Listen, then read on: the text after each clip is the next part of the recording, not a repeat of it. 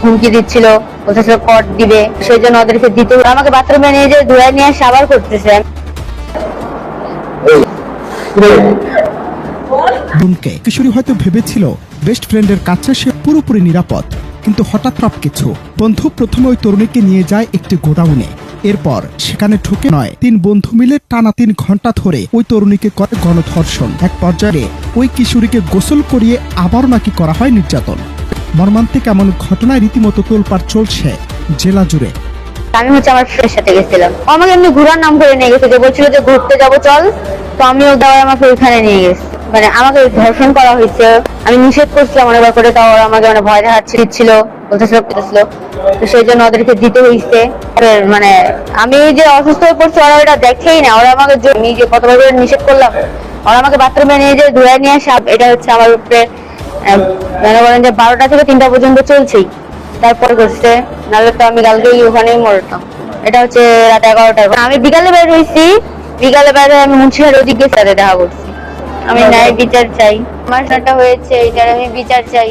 তাদের আমি রাতে পরিবারকে ফোনে জানায় দেরি হওয়ায় বান্ধবীর বাসাতে, অথচ নিহতের কি নিষ্ঠুর পরিহাস। সপ্তাহখানেক আগে পরিচয় এক তরুণ তাকে ঘুরতে নিয়ে যাওয়ার লোভ দেখিয়ে সোজা নিয়ে যায় ঠাকালীতলা বাজারের একটি অন্ধকার গোডাউনে। সেখানে আগে থেকে ওত পেতেছিল আরো 2 বন্ধু। এরপর কোনো কিছু বুঝে ওঠার আগে 3 নরপশু মিলে টানা 3 কিশোরীর উপর চালায় মধ্যযুগীয় বর্বরতা।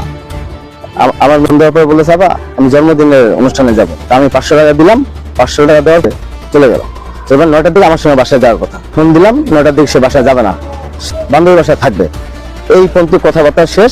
তারপর তো পুলিশ আমাকে ফোন দিয়ে তার দিকে তোমার মেয়ে ধর্ষিত হয়েছে, আসামি সহ গ্রেপ্তার, আমি বিচার চাই। তবে পাপের সেখানে আকস্মিক অভিযান চালাতেই বেরিয়ে আসে ভেতরের এই অন্ধকার গোডাউন থেকে মুমূর্ষ অবস্থায় উদ্ধার করা হয় ওই কিশোরীকে, 3 বন্ধুকে। বান্ধবীর বাসায় গেছে না কোথায় গেছে সেটা আমরা তখন জানি। তারপরে সে রাতে 9টার দিকে আমার শ্বশুর ফোন দেয় যে কিছুক্ষণের মধ্যে বাসায় যেতে হবে, তো বাসায় যাব। তার সাথে কন্ট্রাক্ট হয়েছিল যোগাযোগ, টিকটকের মাধ্যমে যোগাযোগ, 7 দিনের পরিচয়, এই ফ্রেন্ড হিসাবে ছিল।